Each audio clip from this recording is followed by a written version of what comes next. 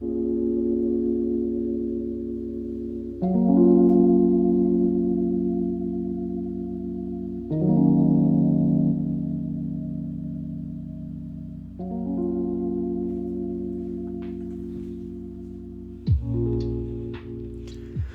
again. Thank you very much for joining me here on Movie Ninja, and happy Valentine's Day, everybody. This was, I mean, you can tell by the thumbnail what movie I'm going to be talking about. I was actually on the fence as to whether or not to make this a holiday hidden gems, because I don't think a lot of people even though this is a really good quality rom-com, I think people just view it straight genre. I think they just view it just as a comedy in of itself. But anyways, so tonight, in honor of Valentine's Day, I am talking about yet another Eddie Murphy classic. But I mean, just roll with it. I swear, not all of these second glances or these sort of these types of videos will be focused on Eddie Murphy. But it just stood out to me as you know what, I should talk about this because this is one of my favorite Eddie Murphy films. And also, I think it touches on certain aspects of the when we think of Valentine's Day, we think about the prospect of relationship. Either you're in a relationship or you want to be in a relationship. And that's the entire premise of Coming to America. Now, summarized, this is not going to be, once again, and if you haven't picked up on it already, this is not going to be the typical recap and review, or it is more like a recommendation. If you have not seen this film, I do recommend it. So, but sort of returning here, I think it actually touches on a number of themes that are actually universal within the dating experience, and also trying to find the one. So, moving on. Essentially, it is about the Prince Akeem Joffer, the heir apparent to the throne of Zamunda. He is of age at the age of 21 in the film's opening. And because he is turning 21, it's time for him to get married. And his parents have selected a eligible bride for him. But Akeem doesn't want to have his future married life dictated by tradition. So what he does is that he decides, under the guise of hey, Dad, I just want some time to myself. I want to spend some time abroad before, I have to remain in matrimony for the rest of my life. So his father, played by James Earl Jones, he agrees. Okay, yeah, go off, do your thing. In 40 days, though, you are coming back and you are getting married to the woman that we chose for you. So he has 40 days. And he decides okay, I have to find someone. To convince my parents that not only am I an independent adult, but also that I can find someone that I genuinely want to spend the rest of my life with. And so he decides to go to the United States. And comically, it's a comedy. It's a great comedy. So he chooses Queens. Where can you find someone who is worthy of being, of standing by your side? It's Queens, New York. So he goes to Queens and he starts looking for the future love of his life. So, I mean, that's the film in a nutshell. I mean, he also has this guys, that he just wants to find someone, but under the pretense that he is just a quote-unquote normal African student and or a goat herder. So, he wants to find someone. When he does, he wants to hopefully have them accept them for who he is as a person, and not simply because he is, a crown prince. He's that much of an eligible bachelor. He's looking for someone of substance, someone who wants him as he is, and someone who he can return those affections to. So, but that's it. Okay.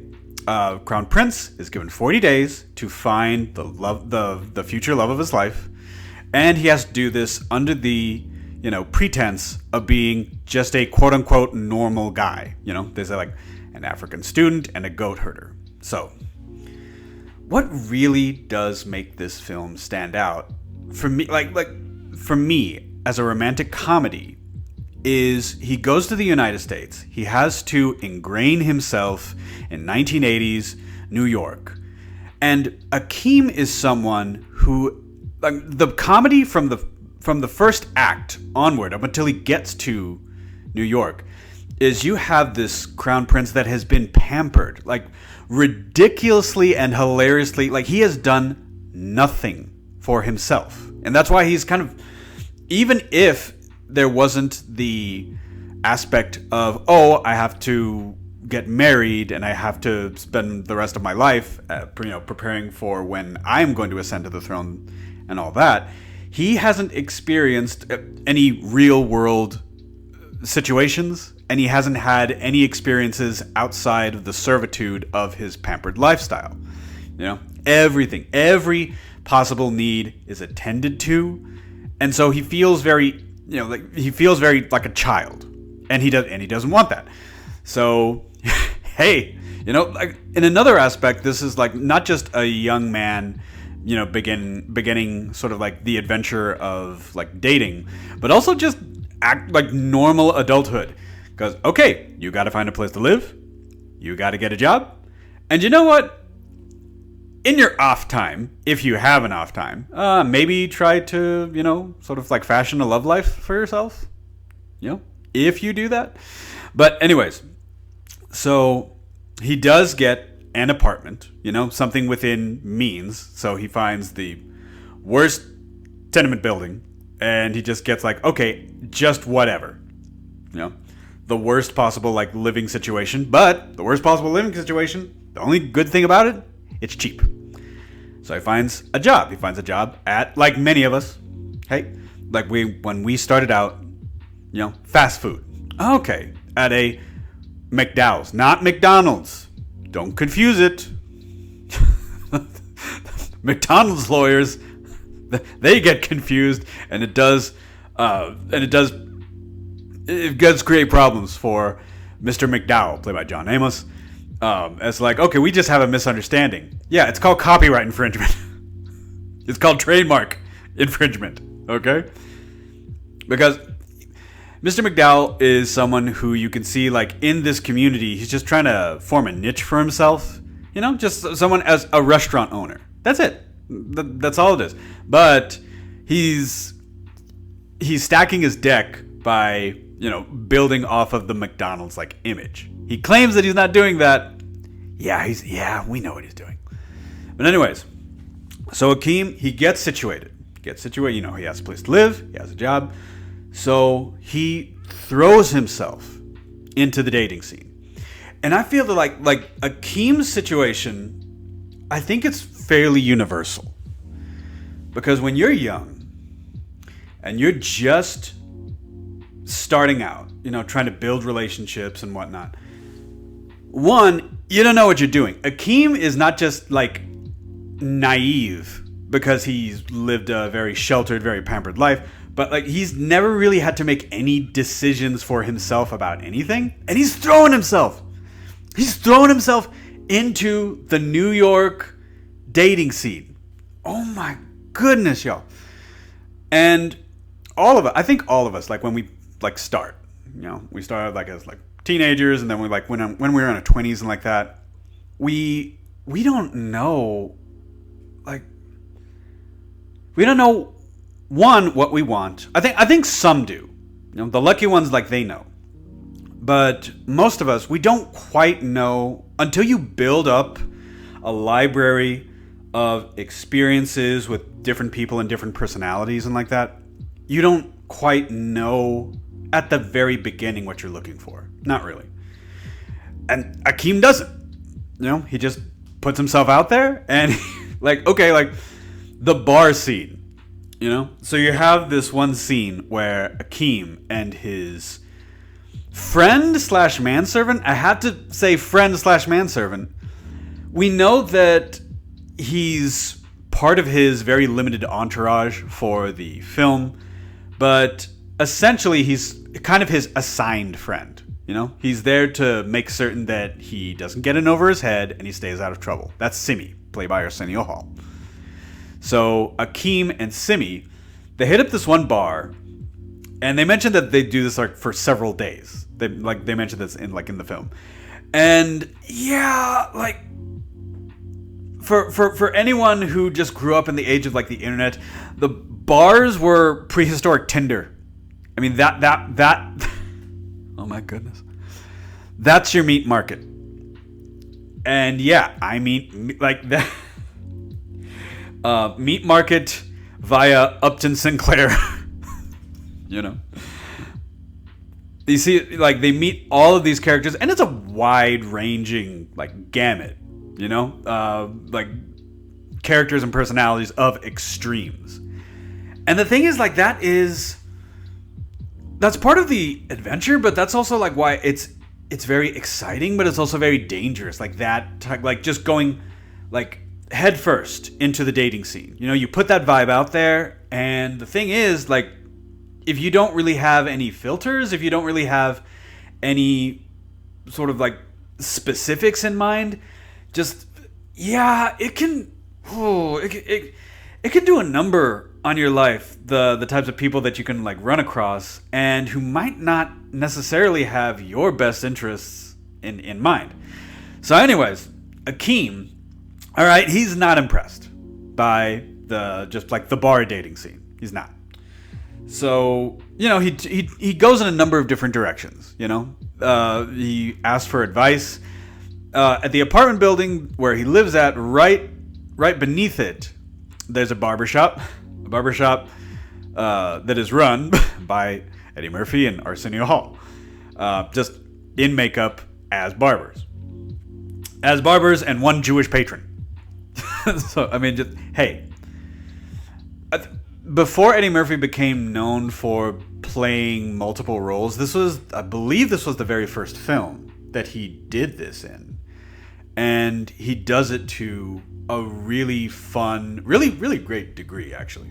So, but anyways, so like when we're starting out, dating wise, you know, and we kind of find ourselves at kind of like dead ends, you know, we do ask people like, hey, you know, you're someone that I trust, or you're someone with experience, you know, like I need some advice here, you know, like where can I find someone, you know, where can I find a potential quality partner, you know? And one of the barbers gives him, gives him the heads up that there's a community rally, and you know, said like, hey, maybe you'll find somebody here. I will say this: he does give him, in a sense, he does give him good advice. He gives Akeem good advice, like, okay, you know, like if you're looking for someone, you know, instead of like a random hookup, if you're looking for someone to spend the rest of your life with, the bar scene is not really for you. You know, like, okay, within the infinite spectrum of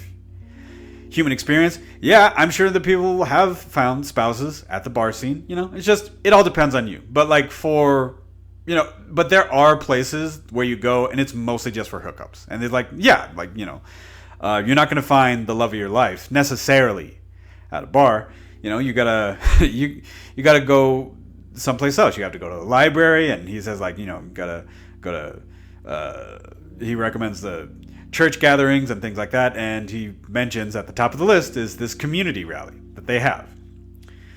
At the rally, he meets Lisa McDowell, and Lisa McDowell is a beautiful, intelligent, compassionate, community-oriented woman, and he just and this is like the next stage. First stage of the whole, like, the dating experience, you got to put yourself out there. But now Akeem, he has someone who's really caught his interest, as we all do, you know, because you go through this to find that person. It's like, okay, you know, and now he is fixated on Lisa, you know, because Lisa, I'm not gonna lie, Shari Headley is like, I do not blame him at all. She is a wonderful cat. She has a wonderful personality. And that is someone that Akeem wants. He wants someone who has a very good who has a lot of substance to their personality, and that seems to be like Lisa, certainly. And so you go through the motions, and then you find the one, and then you have to appeal to this person, and that's like that. Like, this is where your trials begin when it comes to dating. You find someone, and you hope that there is a certain compatibility, or that you have shared common interests and things like that. And he does not. He's not overly aggressive. I really like the performance of the character Akeem when he's approaching Lisa McDowell. Because it's not particularly, he tries to get her attention. More so for the fact that, okay, I'm just an employee. I'm working for your dad. But I am also a hard worker. And, I'm a fun guy to be around, things like that. Like, he does try to initially get her, but he's not particularly aggressive. And I think that that's a very positive aspect to Akeem. Because, at the time that he's trying to get with Lisa, she's already seeing someone. She's seeing someone who is a Daryl, whose family owns Soul Glow. What they call it's a cosmetics company. It's like cosmetics and hair appliances, weaves, things like that. And Daryl is a millionaire, So Akeem, Akeem isn't worried about money. He isn't worried about outspending a romantic rival. What he's more concerned about is that if Lisa is going to be taken in by someone like Daryl. And sometimes the person that we are interested in, sometimes we have to deal with other prospects. Common sense tells us, hey, this person's already seeing someone. But you know what? There's that other part of you know what? Movie Ninja, if you play your cards right, you know what? Maybe you can get their attention. It's like, hey, and before anybody comes out, I'm like, okay, you know what? 98% of humans do this, okay? So anyways, but Akeem has to try to differentiate himself from Daryl, but he doesn't do anything. He doesn't peacock, and he doesn't strut or do anything outlandish. Akeem trusts in himself. One of the main things that I really do like about Akeem is that he is very respectful of Lisa. He is someone who recognizes that if she is the one, that she will also pick up on my attention, and then, we can initiate some type of friendship, maybe work on sharpening our chemistry between each other, and then who knows? He's fixated on her, and he sees her as his potential queen, but he does not force it. He's not and this, being the 1980s and being the superstar that Eddie Murphy was, it would have been so easy for the script to just have it to where, he goes out of his way to kind of ham it up, and he's just given her attention, and we know that it's because, hey, it's Eddie Murphy. His star is really on the rise as one of the most prominent and popular SNL actors of that particular era. So hey, if he just wants to end up with this woman, just have him play the sort of playboy, rock star, bon vivant, whatever you want to call it. It's just have it to where she's instantly impressed by, just his energy, how they vibe, and it could have been a boilerplate. Lisa could have been played by a boilerplate character model that just automatically falls head over heels for the leading man, and that's not the case. He has to, he has gotten her attention. They do share similar interests, and he does make his intention known. And one of the things that Akeem definitely has going for him, and I think a lot of us kind of we self-sabotage a lot. We sometimes let our insecurities govern who we are and how we approach relationships and things like that. But Akeem is very, for the most part, he's relaxed. You know, he doesn't try to be the alpha male macho, not like Daryl. You know, he is himself. That's the number one thing that people, which is the worst existential advice that anybody says. Oh, just like, oh, I want to go on this date, but I don't know how I should act around this person. I'm really nervous. Well, just be yourself. Okay, I don't know what that means. I'm myself all the time, and I've been alone for years. Okay, so clearly that is not the best. Like, anyways, but like, you know, we all have that. I have that that routine existential crisis. But he doesn't force it. He's very calm, and he's very confident, and that also has a lot to do with when we're trying to foster a relationship, you know? I think we get so bogged down and so, I'm going to use the D word, use desperate, that we kind of end up tripping all over ourselves, and we end up like not necessarily being our most appealing self to the person that we want to be with, you know? And that is not like, and Lisa comments, there's something extraordinary about you because you're easy to talk to. You're very dignified. You know, she doesn't use the word dignified, but that's what she says regal. It's like, hey, she's not supposed to know he's a prince. But yes, you know, he's very, like, he is just who he is. He's a very calm, he's a very confident, educated man, you know.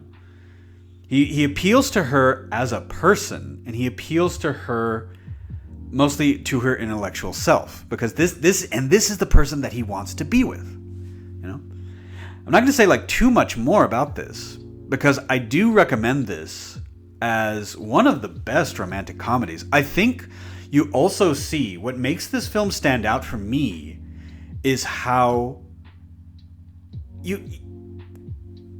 Eddie Murphy post 2000s, we've seen more of Eddie Murphy from what he's capable of, like of acting. You know, he's done comedies that have kind of a dramatic bent, or he's been a supporting actor in dramatic, like in Dreamgirls. Life was another film where it kind of demanded a bit more of a dramatic turn for him as someone who was in prison for something that he was supposed to be in prison for. Some people can say, well, movie ninja, what about Harlem Nights? Yeah, Harlem Nights was... I'm not going to use Harlem Nights as an example. Take that as you will.